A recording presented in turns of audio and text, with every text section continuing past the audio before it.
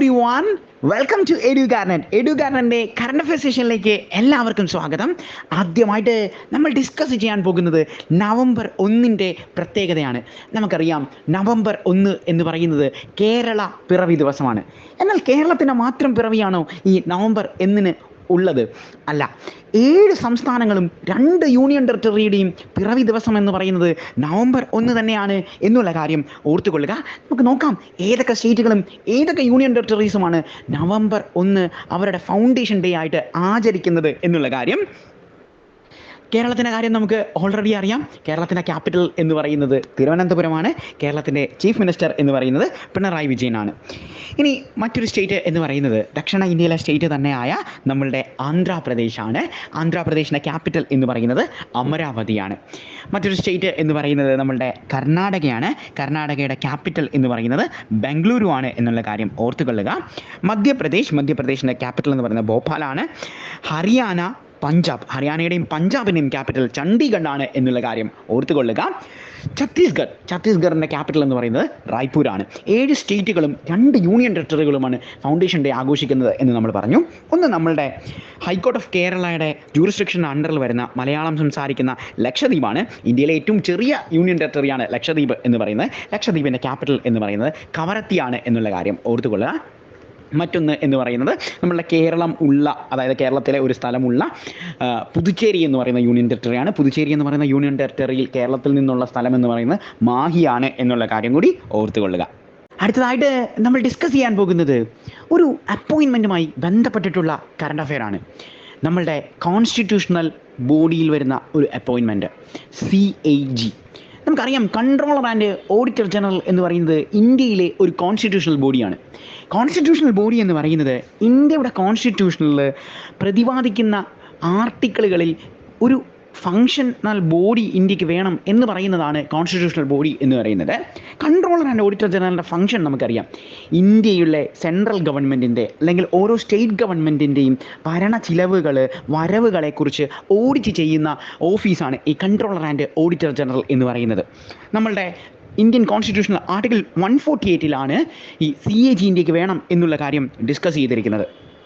നിലവിലെ സാഹചര്യത്തിൽ ഗിരീഷ് ചന്ദ്ര മുർമു ആയിരുന്നു ഇന്ത്യയുടെ CAG എന്ന് പറയുന്നത്. അദ്ദേഹത്തിനെ റീപ്ലേസ് ചെയ്തുകൊണ്ട് പുതിയ അപ്പോയിൻമെൻറ്റ് വന്നിട്ടുണ്ട്. അത് നമ്മളുടെ K. സഞ്ജയ് മൂർത്തിയാണ്. ഇന്ത്യയുടെ പ്രസിഡൻ്റാണ് ഈ കൺട്രോളർ ആൻഡ് ഓഡിറ്റർ ജനറലിനെ അപ്പോയിൻറ്റ് ചെയ്യുന്നത് എന്നുള്ള കാര്യം ഓർത്തുകൊള്ളുക. 6 വർഷം അല്ലെങ്കിൽ 65 വയസ്സ്, ഇതാണ് ഇവരുടെ ടെന്യൂർ എന്ന് പറയുന്നത്. അതായത് ആദ്യം ഇതിൽ ഏതാണോ വരുന്നത് അതനുസരിച്ച് ഇവരുടെ റിട്ടയർമെൻറ്റ് ഏജ് ഡിക്ലെയർ ചെയ്യും എന്നുള്ള കാര്യം കൂടി നോട്ട് ചെയ്ത് വെക്കുക. അതുപോലെ തന്നെ watch dog of public purse എന്നറിയപ്പെടുന്ന ഏതാണ് എന്ന എക്സാമിനേഷന് ചോദിച്ചിട്ടുണ്ട്. അത് നമ്മളുടെ കൺട്രോളർ ആൻഡ് ഓഡിറ്റർ ജനറൽ ആണ് എന്നുള്ള കാര്യം കൂടി ഓർത്ത് വെക്കുക. അടുത്തതായിട്ട് നമ്മൾ ഡിസ്കസ് ചെയ്യാൻ പോകുന്നത് ഒരു അപ്പോയിൻമെൻറ്റിനെ കുറിച്ചാണ്. ഇന്ത്യയുടെ സുപ്രീം കോടതി ചീഫ് ജസ്റ്റിസ് ആയിട്ട് ജസ്റ്റിസ് സഞ്ജീവ് ഖന്നയെ അപ്പോയിൻറ്റ് ചെയ്തു എന്നുള്ള വാർത്തയാണ് നമ്മൾ ഡിസ്കസ് ചെയ്യുന്നത്. 51ാമത്തെ ചീഫ് ജസ്റ്റിസ് ഓഫ് ഇന്ത്യ ആയിട്ടാണ് സഞ്ജീവ് ഖന്ന വരുന്നത്. സഞ്ജീവ് ഖന്ന റീപ്ലേസ് ചെയ്യുന്നത് DY ചന്ദ്രചൂഡിനെയാണ് എന്നുള്ള കാര്യം കൂടി ഓർത്തുകൊള്ളുക. നമുക്കറിയാം, ഇന്ത്യയുടെ സുപ്രീം കോടതി ചീഫ് ജസ്റ്റിസിനെ അപ്പോയിൻറ്റ് ചെയ്യുന്നത് ഇന്ത്യയുടെ പ്രസിഡൻ്റാണ് എന്നുള്ള കാര്യം ഓർത്തുകൊള്ളുക. 65 വയസ്സാണ് സുപ്രീം കോടതി ചീഫ് ജസ്റ്റിസിൻ്റെ റിട്ടയറിംഗ് ഏജ് എന്നുള്ള കാര്യം നോട്ട് ചെയ്ത് വെക്കുക. ഹൈക്കോടതി ചീഫ് ജസ്റ്റിസിൻ്റെയും ഹൈക്കോടതി ജഡ്ജിമാരുടെയും റിട്ടയറിംഗ് ഏജ് എന്ന് പറയുന്നത് 62 എന്നുള്ള കാര്യം ഓർത്തുകൊള്ളുക. സുപ്രീം കോടതി ജഡ്ജിമാരെ, ഹൈക്കോടതി ജഡ്ജിമാരെ എല്ലാവരെയും അപ്പോയിൻറ്റ് ചെയ്യുന്നത് ഇന്ത്യയുടെ പ്രസിഡൻ്റാണ് എന്നുള്ള കാര്യം നമ്മൾ പറഞ്ഞു. ഇനി ഇവരെ ആ സ്ഥാനത്ത് നിന്ന് പുറത്താക്കുന്നതിന് നമ്മൾ പറയുന്ന പേര് എന്ന് പറയുന്നത് ഇംപീച്ച്മെൻറ്റ് ആണ് എന്നുള്ള കാര്യം ഓർത്തുകൊള്ളുക. റിമൂവൽ ഓഫ് ജഡ്ജ് എന്ന് പറയുന്നതിനാണ് നമ്മൾ ഈ ഇംപീച്ച്മെൻറ്റ് എന്ന് പറയുന്നത്. ഇംപീച്ച്മെൻറ്റ് എന്ന് പറയുന്ന പ്രോസസ്സ് നടത്തുന്നത് പാർലമെൻറ്റിലാണ്. ഇംപീച്ച്മെൻറ്റ് എന്ന് പറയുന്ന പ്രോസസ്സ് നമ്മൾ എടുത്തിരിക്കുന്നത് യുണൈറ്റഡ് സ്റ്റേറ്റ്സ് ഓഫ് അമേരിക്കയുടെ ഭരണഘടനയിൽ നിന്നാണ് എന്നുള്ള കാര്യം ഓർത്തുകൊള്ളുക. ഇന്ത്യയുടെ കോൺസ്റ്റിറ്റ്യൂഷണൽ ആർട്ടിക്കിൾ 124 സുപ്രീം കോർട്ടിനെ കുറിച്ച് പറയുന്നത്. Guardian of a fundamental right എന്നറിയപ്പെടുന്ന അല്ലെങ്കിൽ മൗലിക അവകാശങ്ങളുടെ ഗാർഡിയൻ എന്നറിയപ്പെടുന്നത് ഇന്ത്യയുടെ സുപ്രീം കോടതിയാണ് എന്നുള്ള കാര്യം നോട്ട് ചെയ്ത് വെക്കുക.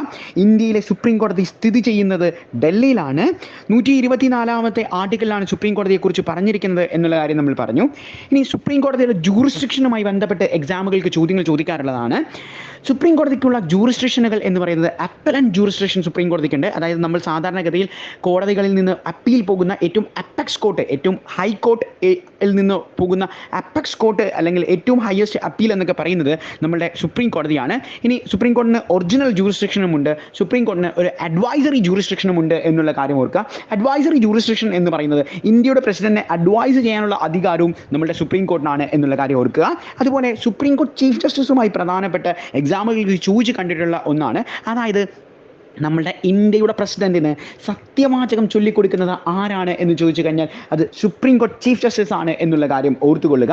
ലേറ്റസ്റ്റ് ആയിട്ട് ഒരു എക്സാമിനേഷന് ചോദിച്ചിട്ടുള്ള ചോദ്യമായിരുന്നു, ഇന്ത്യയുടെ പ്രസിഡന്റും ഇന്ത്യയുടെ വൈസ് പ്രസിഡന്റിൻ്റെയും അഭാവത്തിൽ ആ ഓഫീസ് ആരാണ് നിയന്ത്രിക്കുന്നത് എന്നുള്ളത്.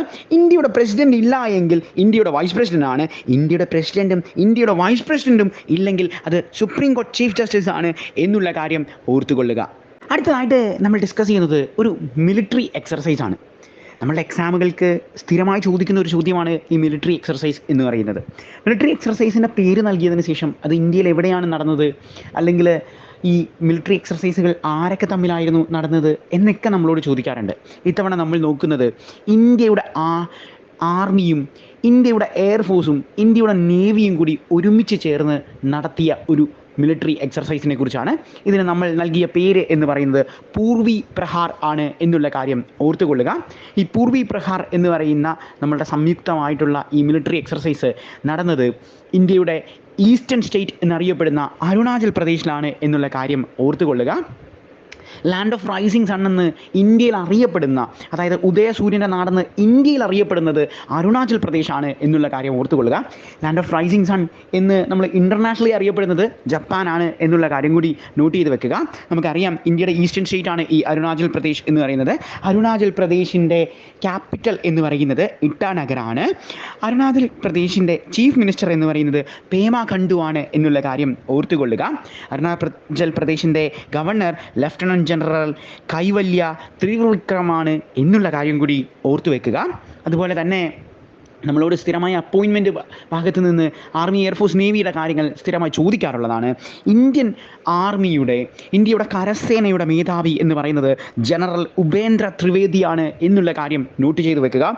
ഡേറ്റ് ആൻഡ് ഡേയ്സിൽ നിന്ന് ചോദിക്കുന്ന ഒരു ചോദ്യം ആർമിയുടെ ഡേ ഏതാണ് എന്നുള്ളതാണ്. ആർമിയുടെ ഡേ എന്ന് പറയുന്നത് ജനുവരി 15 എന്നുള്ള കാര്യം കൂടി ഓർത്തു വെക്കുക. അതുപോലെ തന്നെ ഇന്ത്യയുടെ നാവികസേന, അതായത് നമ്മളുടെ ഇന്ത്യൻ നേവി ഡേ എന്ന് പറയുന്നത് ഡിസംബർ 4. ഇന്ത്യൻ നേവിയുടെ ഹെഡ് എന്ന് പറയുന്നത് അഡ്മിറൽ ദിനേശ് കുമാർ ത്രിപാഠിയാണ് എന്നുള്ള കാര്യം കൂടി നോട്ട് ചെയ്ത് വെക്കുക. ഇന്ത്യൻ എയർഫോഴ്സിൻ്റെ ഡേ എന്ന് പറയുന്നത് ഒക്ടോബർ 8. ഇന്ത്യൻ എയർഫോഴ്സിൻ്റെ ഹെഡ് എന്ന് പറയുന്നത് അമർപ്രീത് സിംഗ് ആണ് എന്നുള്ള കാര്യം കൂടി നോട്ട് ചെയ്ത് വെക്കുക. അടുത്തതായിട്ട് നമ്മൾ ഡിസ്കസ് ചെയ്യാൻ പോകുന്നത് സ്കീംസ് ആൻഡ് യോജന എന്നീ വിഭാഗത്തിൽ നിന്നുള്ള ഒരു കറണ്ട് അഫെയർ ആണ്. നമ്മളുടെ എക്സാമിൽ ഒരു ചോദ്യം എന്ന് പറയുന്നത് ഒരു സ്കീമുമായി ബന്ധപ്പെട്ടിട്ടുള്ളതായിരിക്കും. ഇത്തവണ നമ്മൾ ഡിസ്കസ് ചെയ്യുന്നത് ദീപം 2.0 എന്ന് പറയുന്ന സ്കീമാണ്. ഈ സ്കീം എന്ന് പറയുന്നത് സ്ത്രീകൾക്ക് ഫ്രീ ആയിട്ട് ഗ്യാസ് സിലിണ്ടർ നൽകുക എന്ന് പറയുന്ന ഒരു പദ്ധതിയാണ് ഈ ദീപം 2.0 എന്ന് പറയുന്നത്. ദീപം 2.0 ഇൻട്രൊഡ്യൂസ് ചെയ്തിരിക്കുന്ന സ്റ്റേറ്റ് എന്ന് പറയുന്നത് നമ്മളുടെ ദക്ഷിണ ഇന്ത്യൻ സ്റ്റേറ്റ് ആയ ആന്ധ്രാപ്രദേശാണ് എന്നുള്ള കാര്യം ഓർത്തുകൊള്ളുക. നമുക്കറിയാം ആന്ധ്രാപ്രദേശിൻ്റെ ക്യാപിറ്റൽ എന്ന് പറയുന്നത് അമരാവതിയാണ്. ആന്ധ്രാപ്രദേശിൻ്റെ ചീഫ് മിനിസ്റ്റർ എന്ന് പറയുന്നത് ചന്ദ്രബാബു നായിഡു ആണ് എന്നുള്ള കാര്യം നോട്ട് ചെയ്ത് വെക്കുക. ആന്ധ്രാപ്രദേശിൻ്റെ ഗവർണർ എന്ന് പറയുന്നത് അബ്ദുൽ നാസറാണ്. നമുക്കറിയാം നമ്മളുടെ ആന്ധ്രാപ്രദേശിലെ ഹൈക്കോർട്ടാണ് ഏറ്റവും അവസാനത്തെ ഹൈക്കോർട്ടായിട്ട് നമ്മൾ രൂപീകരിച്ചത്. നമുക്ക് 28 സ്റ്റേറ്റുകളും 8 യൂണിയൻ ടെറിട്ടറിയും ഉണ്ടെങ്കിലും നമുക്ക് ഇന്ത്യയിൽ ആകെ 25 ഹൈക്കോർട്ടുകളാണ് ഉള്ളത്. ഇതിൽ അവസാനത്തെ ഹൈക്കോർട്ടായിട്ട് നമ്മൾ രൂപീകരിച്ചിരിക്കുന്നത് നമ്മളുടെ ആന്ധ്രാപ്രദേശാണ് എന്നുള്ള കാര്യം നോട്ട് ചെയ്ത് വെക്കുക. ഈ ചന്ദ്രബാബു നായിഡു എന്ന് പറയുന്നത് തെലുങ്ക് ദേശം പാർട്ടിയിൽ നിന്ന് വരുന്ന വ്യക്തിയാണ് എന്നുള്ള കാര്യം ഓർത്തുകൊള്ളുക. ഈ തെലുങ്ക് ദേശം പാർട്ടിയിൽ നിന്ന് വരുന്ന ചന്ദ്രബാബു നായിഡു റീപ്ലേസ് ചെയ്യുന്നത് YSR കോൺഗ്രസ് നേതാവായ ജഗൻമോഹൻ റെഡ്ഡിയാണ് എന്നുള്ള കാര്യം കൂടി നോട്ട് ചെയ്ത് വെക്കുക. അടുത്തതായിട്ട് നമ്മൾ ഡിസ്കസ് ചെയ്യാൻ പോകുന്നത് സ്പേസുമായി ബന്ധപ്പെട്ടിട്ടുള്ള ഒരു കറണ്ട് അഫെയർ ആണ്. നമ്മുടെ ലോകത്ത് തന്നെ ആദ്യമായിട്ട് തടി കൊണ്ട് ഒരു ആർട്ടിഫിഷ്യൽ സാറ്റലൈറ്റ് ലോഞ്ച് ചെയ്ത രാജ്യം ഏതാണ് എന്നുള്ളതാണ് നമ്മൾ ഡിസ്കസ് ചെയ്യാൻ പോകുന്നത്. നമ്മളുടെ ജപ്പാനാണ് ആദ്യമായിട്ട് ഒരു വുഡൻ സാറ്റലൈറ്റ് വിക്ഷേപിക്കുന്നത്. ഈ വുഡൻ സാറ്റലൈറ്റിൻ്റെ പേര് എന്ന് പറയുന്നത് ലിഗ്നോസാറ്റ് ആണ് എന്നുള്ള കാര്യം കൂടി നോട്ട് ചെയ്ത് വെക്കുക. നമുക്കറിയാം നമ്മളുടെ ജപ്പാൻ്റെ ക്യാപിറ്റൽ എന്ന് പറയുന്നത് ടോക്കിയോ ആണ്. ജപ്പാൻ്റെ പ്രൈം മിനിസ്റ്റർ എന്ന് പറയുന്നത് ഷിൻഗേരു ഇഷിബയാണ് എന്നുള്ള കാര്യം ഓർത്തുകൊള്ളുക. അതുപോലെ തന്നെ സ്പേസുമായി ബന്ധപ്പെട്ട് സ്ഥിരമായി സ്റ്റാറ്റിക് GKകളിൽ നിന്ന് നമുക്ക് ചോദ്യങ്ങൾ വരാറുള്ളതാണ്. അതായത് ഇന്ത്യയുടെ ആദ്യത്തെ ആർട്ടിഫിഷ്യൽ സാറ്റലൈറ്റ് എന്ന് പറയുന്നത് ആര്യഭട്ടയാണ് എന്നുള്ള കാര്യം ഓർത്തുകൊള്ളുക. അതുപോലെ ഇന്ത്യയിൽ നിന്ന് ആദ്യമായിട്ട് സ്പേസിലേക്ക് യാത്ര പോയത് രാകേഷ് ശർമ്മയാണ് എന്നുള്ള കാര്യം കൂടി ഓർത്തു വെക്കുക. ലോകത്തിൽ ആദ്യമായി സ്പേസിലേക്ക് പോകുന്നത് ഒരു നായ്ക്കുട്ടിയാണ്. ഈ നായ്ക്കുട്ടിയുടെ പേര് എന്ന് പറയുന്നത് ലെയ്ക്ക ആണ് എന്നുള്ള കാര്യം ഓർത്തുകൊള്ളുക. അതുപോലെ തന്നെ ആദ്യത്തെ മനുഷ്യൻ ആരാണ് എന്ന് ചോദിച്ചാൽ, അല്ലെങ്കിൽ സ്പേസിൽ പോയ ഫസ്റ്റ് മെൻ ആരാണെന്ന് ചോദിച്ചു കഴിഞ്ഞാൽ അത് നമ്മളുടെ യൂറി ഗഗാറിനും, ഫസ്റ്റ് വിമൻ ആരാണ് എന്ന് ചോദിച്ചാൽ അത് വാലന്റീന തെരസ്കോവയാണ് എന്നുള്ള കാര്യം കൂടി നോട്ട് ചെയ്ത് വെക്കുക. ഇനി ഇന്ത്യയിൽ നിന്ന് ആദ്യത്തെ വനിതയായി പോയത് ആരാണ് എന്ന് ചോദിച്ചു കഴിഞ്ഞാൽ കൽപ്പന ചൗളയാണ്. പക്ഷേ കൽപ്പന ചൗളയ്ക്ക് ഒരു പ്രത്യേകതയുള്ളത് ഇന്ത്യൻ ഒറിജിനാണ് Kalpana Chawla. Basically she belongs to United States of America. അമേരിക്കക്കാരിയാണ് ഈ കൽപ്പന ചൗള. അതായത് പിൽക്കാലത്ത് അമേരിക്കയുടെ സിറ്റിസൺഷിപ്പ് എടുത്തു, ഇന്ത്യയിലായിരുന്നു ജനിച്ചത്. പക്ഷേ ഇന്ത്യക്കാരിയായ ആരും പോകാത്തത് കൊണ്ട് ഇന്ത്യയിലെ കോമ്പറ്റേറ്റീവ് എക്സാമിനേഷൻസിൽ ഇന്ത്യൻ ഒറിജിൻ എന്ന് പറഞ്ഞ് ചോദിക്കാറുണ്ട്. അല്ലെങ്കിൽ ഇന്ത്യക്കാരി ആരാണ് എന്ന് പറഞ്ഞ് ചോദിച്ചാലും അത് കൽപ്പന ചൗള തന്നെയാണ് എന്നുള്ള കാര്യം ഓർത്തുകൊള്ളുക. അടുത്തതായിട്ട് നമ്മൾ ഡിസ്കസ് ചെയ്യാൻ പോകുന്നത് സ്പോർട്സിൽ നിന്നുള്ള ഒരു കറണ്ട് അഫെയർ ആണ്. നമ്മുടെ എക്സാമുകൾക്ക് സ്ഥിരമായി ചോദിക്കുന്ന ഒരു പാറ്റേൺ ആണ് സ്പോർട്സ് എന്ന് പറയുന്നത്. ഇത്തവണ നമ്മൾ ഡിസ്കസ് ചെയ്യുന്നത് ഫോർമുല 1 കാർ റേസുമായി ബന്ധപ്പെട്ടിട്ടുള്ള കറണ്ട് അഫെയർ ആണ്. 2024 ബ്രസീലിയൻ ഗ്രാൻഡ് പിക്സിൻ്റെ ജേതാവ് ആരാണ് എന്നുള്ളതാണ് നമ്മൾ ഡിസ്കസ് ചെയ്യാൻ പോകുന്നത്. അത് നമ്മളുടെ റെഡ് ബുൾ ടീമിനെ പ്രതിനിധീകരിച്ചുകൊണ്ട് മാക്സ് വെസ്റ്റപ്പൻ ആണ് എന്നുള്ള കാര്യം ഓർത്തുകൊള്ളുക. അടുത്തതായിട്ട് നമ്മൾ ഡിസ്കസ് ചെയ്യാൻ പോകുന്നത് ഒരു ഇംഗ്ലീഷ് വേർഡാണ്. 2024 വേർഡായിട്ട് കോളിൻസ് ഡിക്ഷണറി തിരഞ്ഞെടുത്ത വാക്കാണ് നമ്മൾ ഡിസ്കസ് ചെയ്യാൻ പോകുന്നത്.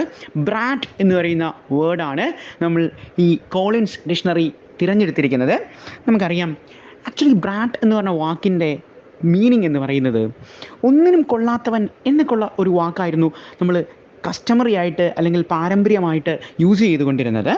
എന്നാൽ നിലവിലെ സാഹചര്യത്തിൽ ചാർലി എന്ന് പറയുന്ന US ഗായിക എക്സിലൂടെ ഒരു പാട്ട് പുറത്തിറക്കി. ഈ പാട്ടിന് അവർ നൽകിയ പേര് എന്ന് പറയുന്നത് ബ്രാറ്റ് ആയിരുന്നു. അങ്ങനെ ലോകമെമ്പാടും ഈ പാട്ട് ഏറ്റെടുക്കുകയും നമ്മളുടെ യുണൈറ്റഡ് സ്റ്റേറ്റ്സ് ഓഫ് അമേരിക്കയിലെ ഇലക്ഷനിൽ ഡെമോക്രാറ്റിക് സ്ഥാനാർത്ഥിയായ കമല ഹാരിസ് അവരുടെ പ്രചരണത്തിനൊക്കെ ഉപയോഗിച്ച ഒരു പാട്ടായിരുന്നു ഈ ബ്രാറ്റ് എന്നുള്ളത്.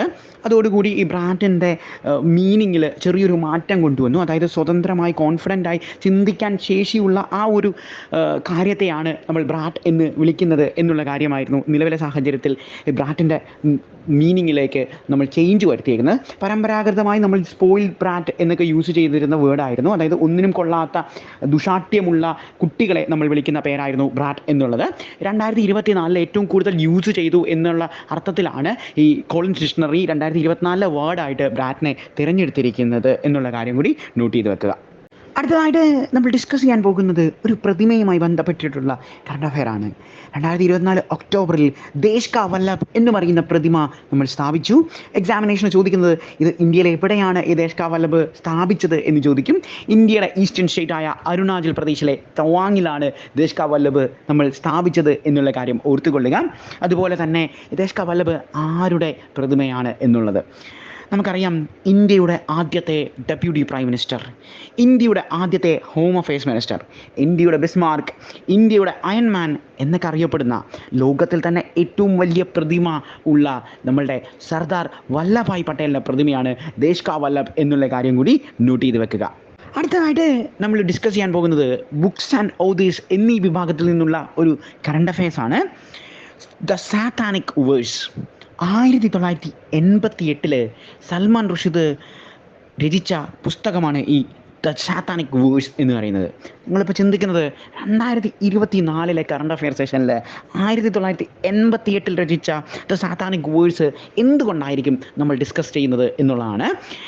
ഈ സാത്താനിക് വേഴ്സ് നമ്മളുടെ ഇന്ത്യ ഗവൺമെൻറ് നിരോധിച്ചിട്ടുണ്ടായിരുന്നു. ഇതിനെതിരെ നമ്മൾ ഡൽഹി ഹൈക്കോർട്ടിൽ കൊടുത്ത കേസിൽ ഡൽഹി ഹൈക്കോർട്ട് ഒരു ജഡ്ജ്മെൻറ്റ് വന്നു. അതായത് ഈ സാത്താനിക് വേഴ്സിന് കൊടുത്തിരുന്ന ഈ നിരോധനം ഡൽഹി ഹൈക്കോർട്ട് മാറ്റിയിരിക്കുന്നു. അതുകൊണ്ടാണ് നമ്മൾ ഇപ്പോൾ ബുക്സ് ആൻഡ് ഓതീസ് വിഭാഗത്തിൽ നിന്ന് ഈ ദ സാറ്റാനിക് വേഴ്സ് എന്ന് പറയുന്ന സൽമാൻ റുഷ്ദിൻ്റെ പുസ്തകം ഡിസ്കസ് ചെയ്യുന്നത്. സൽമാൻ റുഷ്ദിൻ്റെ പുസ്തകങ്ങളൊക്കെ സാധാരണഗതിയിൽ എക്സാമിന് ചോദിക്കാറുള്ളതാണ്. പുസ്തകത്തിൻ്റെ പേര് നൽകിയതിന് ശേഷം ഇതിൻ്റെ ഓതർ ആരാണ് എന്നാണ് നമ്മളോട് ചോദിക്കാറുള്ളത് എന്നുള്ള കാര്യം കൂടി ഓർത്തുകൊള്ളുക. അടുത്തതായിട്ട് നമ്മൾ ഡിസ്കസ് ചെയ്യാൻ പോകുന്നത് ഒരു സ്കീം യോജനയുമായി ബന്ധപ്പെട്ടിട്ടുള്ള ഒരു കാർഡുമായിട്ടുള്ള കറണ്ട് അഫെയറാണ്. ആയുഷ്മാൻ ഭാരത് പ്രധാനമന്ത്രി ജൻ ആരോഗ്യ യോജന ഇൻഷുറൻസ് പദ്ധതി. നമുക്കറിയാം, ഇന്ത്യയിലെ ഏറ്റവും പ്രധാനപ്പെട്ട ഒരു ഇൻഷുറൻസ് പദ്ധതിയാണ് ഈ ആയുഷ്മാൻ ഭാരത് പ്രധാനമന്ത്രി ജൻ ആരോഗ്യ യോജന ഇൻഷുറൻസ് പദ്ധതി എന്ന് പറയുന്നത്. 70 വയസ്സിന് മുകളിലുള്ള വ്യക്തികൾക്ക് സൗജന്യമായി ചികിത്സയ്ക്ക് അർഹരാണ് എന്നുള്ള ഇൻഷുറൻസ് പദ്ധതിയാണ് ഈ ആയുഷ്മാൻ ഭാരത് പ്രധാനമന്ത്രി ജൻ ആരോഗ്യ യോജന ഇൻഷുറൻസ് പദ്ധതി. ഈ പദ്ധതി പ്രകാരം ഇന്ത്യ ഗവൺമെൻറ് അല്ലെങ്കിൽ ഇന്ത്യയുടെ പ്രധാനമന്ത്രിയായ നരേന്ദ്രമോദി പുറത്തിറക്കാൻ തീരുമാനിക്കുന്ന കാർഡാണ് ആയുഷ്മാൻ വൈ വന്ദന കാർഡ് എന്നുള്ള കാര്യം കൂടി നോട്ട് ചെയ്ത് വെക്കുക. എക്സാമിനേഷൻ ചോദിക്കും ആയുഷ്മാൻ വൈ വന്ദന കാർഡ് ഏത് സ്കീമുമായി ബന്ധപ്പെട്ടിരിക്കുന്നു എന്നുള്ളത്. അപ്പോൾ ഓർക്കണം, ആയുഷ്മാൻ ഭാരത് പ്രധാനമന്ത്രി ജൻ ആരോഗ്യ യോജന ഇൻഷുറൻസ് പദ്ധതിയാണ് എന്നുള്ള കാര്യം നോട്ട് ചെയ്ത് വെക്കുക. ഇനി പ്രധാനമായും ഇവിടെ ഡിസ്കസ് ചെയ്യേണ്ട മറ്റൊരു കാര്യം എന്ന് പറയുന്നത്, നമുക്കറിയാം ഇന്ത്യയിൽ 28 സ്റ്റേറ്റുകളും 8 യൂണിയൻ ടെറിട്ടറികളുമാണ് ഉള്ളത്. ഇതിൽ 2 സംസ്ഥാനങ്ങളിൽ ഈ ഇൻഷുറൻസ് പദ്ധതി ലഭിക്കുകയില്ല. അതായത് ഒന്ന് എന്ന് പറയുന്നത് പൂർണ്ണമായും ഒരു സംസ്ഥാനമല്ല, ഇന്ത്യയിലെ യൂണിയൻ ടെറിട്ടറി എന്ന് പറയുന്ന ഡൽഹിയാണ് ഒരു യൂണിയൻ ടെറിട്ടറി എന്ന് പറയുന്ന. മറ്റൊരു സംസ്ഥാനം എന്ന് പറയുന്നത് ബംഗാളാണ് എന്നുള്ള കാര്യം ഓർത്തുകൊള്ളുക. ഈ ബംഗാളിൻ്റെ ചീഫ് മിനിസ്റ്റർ എന്ന് പറയുന്നത് മമതാ ബാനർജിയാണ് എന്നുള്ള കാര്യം ഓർത്തുകൊള്ളുക. തൃണമൂൽ കോൺഗ്രസ്സുകാരിയാണ് ഈ മമതാ ബാനർജി എന്നുള്ള കാര്യം നോട്ട് ചെയ്ത് വെക്കുക. അതുപോലെ നമ്മളുടെ ഡൽഹിയുടെ ചീഫ് മിനിസ്റ്റർ എന്ന് പറയുന്നത് അതിഷി മാർലിയാണ്. അതിഷി മാർലി ആം ആദ്മി പാർട്ടിക്കാരിയാണ് എന്നുള്ള കാര്യം ഓർത്തുകൊള്ളുക. പൂർണ്ണമായും ഒരു സ്റ്റേറ്റ് പദവി ഇല്ലാത്ത ഇന്ത്യയിലെ ഒരു യൂണിയൻ ടെറിട്ടറിയാണ് ഡൽഹി എന്നുള്ള കാര്യം കൂടി നോട്ട് ചെയ്ത് വെക്കുക. അടുത്തായിട്ട് നമ്മൾ ഡിസ്കസ് ചെയ്യാൻ പോകുന്നത് റാങ്കിങ് ആൻഡ് ഇൻഡെക്സ് എന്നീ വിഭാഗത്തിൽ നിന്നുള്ള ഒരു കറണ്ട് അഫെയർസ് ആണ്. നമുക്കറിയാം, നമ്മളുടെ എക്സാമുകൾക്ക് റാങ്കിങ് ആൻഡ് ഇൻഡെക്സിൽ നിന്ന് ഒരു ചോദ്യം വരാറുണ്ട്. ഇത്തവണ നമ്മൾ ഡിസ്കസ് ചെയ്യുന്നത് 2024 rule of law index. Rule of law index പ്രകാരം 1ാം സ്ഥാനം എത്തിയിരിക്കുന്ന രാജ്യമെന്ന് പറയുന്നത് നമ്മളുടെ ഡെൻമാർക്കാണ് എന്നുള്ള കാര്യം ഓർത്തുകൊള്ളുക. ഡെൻമാർക്കിൻ്റെ ക്യാപിറ്റൽ എന്ന് പറയുന്നത് കോപ്പൻഹാഗൻ ആണ്. ഡെൻമാർക്കിൻ്റെ കറൻസി എന്ന് പറയുന്നത് ഡാനിഷ് ക്രോണയാണ് എന്നുള്ള കാര്യം കൂടി നോട്ട് ചെയ്ത് വെക്കുക. 2ാം സ്ഥാനം കരസ്ഥമാക്കിയിരിക്കുന്നത് നോർവേ ആണ്. നമുക്കറിയാം, നോർവേയുടെ ക്യാപിറ്റൽ എന്ന് പറയുന്നത് ഓസ്ലോ ആണ്. നോർവേയുടെ കറൻസി എന്ന് പറയുന്നത് നോർവീജിയൻ ക്രോണാണ്. ഇനി എല്ലായ്പ്പോഴും നമ്മളുടെ എക്സാമുകൾക്ക് ചോദിച്ച് കണ്ടിട്ടുള്ളത് എന്ന് പറയുന്നത് ഇന്ത്യയുടെ പൊസിഷൻ എത്രയാണ് എന്നുള്ളതാണ്. വേൾഡ് ജസ്റ്റിസ് പ്രൊജക്റ്റ് ഇറക്കിയ റൂൾ ഓഫ് ലോ ഇൻഡെക്സ് പ്രകാരം ഇന്ത്യയുടെ പൊസിഷൻ എന്ന് പറയുന്നത് 79ാമത്തെ റാങ്കാണ് എന്നുള്ള കാര്യം കൂടി നോട്ട് ചെയ്ത് വെക്കുക. അടുത്തതായിട്ട് നമ്മൾ ഡിസ്കസ് ചെയ്യാൻ പോകുന്നത് ഒരു ഇൻ്റർനാഷണൽ റെക്കോർഡുമായി ബന്ധപ്പെട്ടിട്ടുള്ള കറണ്ട് അഫെയർ ആണ്. നമ്മളുടെ ഇന്ത്യൻ ക്രിക്കറ്റിലെ സ്മൃതി മന്ദാനയെക്കുറിച്ചാണ് നമ്മൾ ഡിസ്കസ് ചെയ്യുന്നത്. ഇൻ്റർനാഷണൽ വിമൻ വൺ ഡേ ക്രിക്കറ്റിൽ ഇന്ത്യക്ക് വേണ്ടി ഏറ്റവും കൂടുതൽ സെഞ്ചുറി കരസ്ഥമാക്കിയ ബാറ്റ് വിമൻ എന്നറിയപ്പെടുന്നത് നമ്മളുടെ സ്മൃതി മന്ദാനയാണ് എന്നുള്ള കാര്യം ഓർത്തുകൊള്ളുക. 8 സെഞ്ചുറികളാണ് സ്മൃതി മന്ദാനയുടെ പേരിൽ ഉള്ളത്. സ്മൃതി മന്ദാന റീപ്ലേസ് ചെയ്യുന്നത് ഇന്ത്യയുടെ മുൻ ക്യാപ്റ്റനായ മിതാലി രാജിനെയാണ് എന്നുള്ള കാര്യം കൂടി നോർത്ത് ചെയ്ത് വെക്കുക. നമുക്കറിയാം, സ്പോർട്സിൽ നിന്നുള്ള ചോദ്യങ്ങളുടെ പ്രത്യേകത എന്ന് പറയുന്നത് പ്രധാനപ്പെട്ട സ്പോർട്സ് പേഴ്സണാലിറ്റികളുടെ പേര് നൽകിയതിനു ശേഷം ഇവർ ഏത് മത്സരവുമായി ബന്ധപ്പെട്ടിരിക്കുന്നു എന്നാണ് നമ്മളോട് ചോദിക്കാറുള്ളത്. ഇപ്പോൾ ക്രിക്കറ്റ് ഇന്ത്യയിൽ വളരെ ഫെമിലിയർ ആയിട്ടുള്ള ഒരു ഗെയിമാണ്. ക്രിക്കറ്റ് സാധാരണഗതിയിൽ നമ്മളോട് വിരാട് കോഹ്ലി അല്ലെങ്കിൽ സച്ചിൻ ടെണ്ടുൽക്കർ എന്നീ ചോദ്യങ്ങളൊന്നും നമ്മളോട് ചോദിക്കാറില്ല. കാരണം നമുക്ക് കുറച്ചുകൂടി ഫെമിലിയർ ആയിട്ടുള്ള പേരുകളാണ് എന്നുള്ളത്. അതുകൊണ്ട് ലേറ്റസ്റ്റ് ആയിട്ടുള്ള എക്സാമുകൾക്ക് കണ്ടുവരുന്നത് ഇന്ത്യയിലെ വിമൻ ക്രിക്കറ്റ് പ്ലേയേഴ്സിൻ്റെ പേര് നൽകിയതിന് ശേഷം ഇവർ ഏത് മത്സരവുമായി ബന്ധപ്പെട്ടിരിക്കുന്നു എന്നാണ് നമ്മളോട് ചോദിക്കാറുള്ളത്. സോ ഓർത്തുകൊള്ളുക, മിതാലി രാജ് ഇന്ത്യയുടെ വിമൻ ക്രിക്കറ്റ് പ്ലെയർ ആണ്. ഹർമീത് കൗർ എന്ന് പറയുന്നത് ഇന്ത്യയുടെ വിമൻ ക്രിക്കറ്റ് പ്ലെയർ ആണ്. സ്മൃതി മന്ദാന എന്ന് പറയുന്നതും ഇന്ത്യയുടെ വിമൻ ക്രിക്കറ്റ് പ്ലെയർ ആണ് എന്നുള്ള കാര്യം നോട്ട് ചെയ്ത് വെക്കുക. അടുത്തതായിട്ട് നമ്മൾ ഡിസ്കസ് ചെയ്യാൻ പോകുന്നത് ഒരു ലിറ്ററേച്ചർ അവാർഡുമായി ബന്ധപ്പെട്ടിട്ടുള്ള കറണ്ട് അഫെയർ ആണ്. നമ്മളുടെ Booker prize. Booker prize for fiction ഇത്തവണ കിട്ടിയിരിക്കുന്നത് നമ്മളുടെ ബ്രിട്ടീഷ് റൈറ്ററായ സാമന്ത ഹാർവിക്കാണ് എന്നുള്ള കാര്യം നോട്ട് ചെയ്ത് വെക്കുക. അവരുടെ പുസ്തകമായ ഓർബിറ്റലിനാണ് ഈ സാമന്ത ഹാർവിക്ക് ഇത്തവണത്തെ ബുക്കർ പ്രൈസ് കിട്ടിയിരിക്കുന്നത്. എക്സാമിന് പല രീതിയിൽ ചോദ്യങ്ങൾ ഉണ്ടാകാം. ഇത്തവണത്തെ ബുക്കർ പ്രൈസ് ആർക്കായിരുന്നു എന്ന് ചോദിക്കാം, ഏത് കൃതിക്കാണ് എന്ന് ചോദിക്കാം. ഇനി നമ്മൾക്ക് ഓർബിറ്റലിൻ്റെ പേര് നൽകിയതിന് ശേഷം ഓതർ ആരാണ് എന്ന് നമ്മളോട് ചോദിക്കാം എന്നുള്ള കാര്യം ഓർത്തുകൊള്ളുക. അതുപോലെ നമ്മളുടെ ബുക്കർ പ്രൈസിൻ്റെ പ്രൈസ് മണിയും നമ്മളോട് ചോദിക്കാറുണ്ട് എന്നുള്ള കാര്യം ഓർത്തുകൊള്ളുക. അതായത് ബുക്കർ പ്രൈസിൻ്റെ പ്രൈസ് മണി എന്ന് പറയുന്നത് 50,000 പൗണ്ടാണ് എന്നുള്ള കാര്യം കൂടി നോട്ട് ചെയ്ത് വെക്കുക. അടുത്തതായിട്ട് നമ്മൾ ഡിസ്കസ് ചെയ്യാൻ പോകുന്നത് ഒരു അപ്പോയിൻമെൻറ്റുമായി ബന്ധപ്പെട്ടിട്ടുള്ള കറണ്ട് അഫെയർ ആണ്. നമ്മളുടെ ഇന്ത്യൻ ഓയിലിൻ്റെ പുതിയ ചെയർമാനായിട്ട് അരവിന്ദർ സിംഗ് സഹാനിയെ നമ്മൾ അപ്പോയിൻറ്റ് ചെയ്തു എന്നുള്ള വാർത്തയാണ് നമ്മൾ ഡിസ്കസ് ചെയ്യുന്നത്. നമുക്കറിയാം നമ്മളുടെ ഇന്ത്യൻ ഓയിലിൻ്റെ ഹെഡ് ക്വാർട്ടേഴ്സ് സ്ഥിതി ചെയ്യുന്നത് ന്യൂഡൽഹിയിലാണ്. ഇന്ത്യയുടെ ഏറ്റവും ലാർജസ്റ്റ് ഓയിൽ ഫേമാണ് നമ്മളുടെ ഇന്ത്യൻ ഓയിൽ എന്നുള്ള കാര്യം കൂടി നോട്ട് ചെയ്ത് വെക്കുക. അടുത്തതായിട്ട് നമ്മൾ ഡിസ്കസ് ചെയ്യാൻ പോകുന്നത് ഫെസ്റ്റിവൽസുമായി ബന്ധപ്പെട്ടിട്ടുള്ള ഒരു കറണ്ട് അഫെയർ ആണ്. എക്സാമുകൾക്ക് ഫെസ്റ്റിവലിൻ്റെ പേര് നൽകിയതിന് ശേഷം ഇന്ത്യയിലെ ഏത് സ്റ്റേറ്റിലാണ് ഈ ഫെസ്റ്റിവൽ ആഘോഷിക്കുന്നത് എന്നൊക്കെയാണ് നമ്മളോട് ചോദിക്കാറുള്ളത്. ഇത്തവണ നമ്മൾ ഡിസ്കസ് ചെയ്യുന്നത് നമ്മളുടെ മണിപ്പൂരിലെ നിങ്കോൾ ചക്കോബ ഫെസ്റ്റിവൽ എന്ന് പറയുന്ന ഫെസ്റ്റിവലാണ്. നമ്മളുടെ മെയ്തി കമ്മ്യൂണിറ്റിയുമായി ബന്ധപ്പെട്ടിട്ടുള്ള ഒരു ഫെസ്റ്റിവലാണ് ഈ നിങ്കോൾ ചക്കോബ ഫെസ്റ്റിവൽ എന്നുള്ള കാര്യം നോട്ട് ചെയ്ത് വെക്കുക. ഈ മെയ്തി കുക്കി കമ്മ്യൂണിറ്റീസ് എന്ന് പറയുന്നത് മണിപ്പൂരിലെ പ്രധാനപ്പെട്ട 2 കമ്മ്യൂണിറ്റീസാണ്. എന്തുകൊണ്ടാണ് ഇവരുടെ പേര് എടുത്തു പറഞ്ഞത് എന്ന് ചോദിച്ചു കഴിഞ്ഞാൽ, നിലവിലെ സാഹചര്യത്തിൽ നമുക്കറിയാം ഇന്ത്യയിൽ റൈറ്റ് നടക്കുന്ന സ്ഥലമാണ് ഈ മണിപ്പൂർ എന്ന് പറയുന്നത്. ഈ മെയ്തി കുക്കി വിഭാഗങ്ങൾക്കിടയിൽ സംഘർഷം ഉടലെടുത്തിരിക്കുന്ന ഒരു സ്ഥലമാണ് ഈ മണിപ്പൂർ എന്ന് പറയുന്നത്.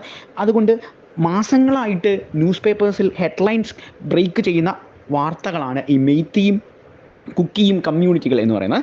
ലേറ്റസ്റ്റ് ആയിട്ട് നടന്ന കോമ്പറ്റേറ്റീവ് എക്സാമുകളിൽ ചോദിച്ച ഒരു ചോദ്യമായിരുന്നു, കുക്കി കമ്മ്യൂണിറ്റി എന്ന് പറയുന്നത് ഏത് സ്റ്റേറ്റുമായി ബന്ധപ്പെട്ടിരിക്കുന്നു എന്നാണ് ചോദിച്ചത്. ഓർക്കുക, മണിപ്പൂരാണ് എന്നുള്ള കാര്യം നോട്ട് ചെയ്ത് വെക്കുക.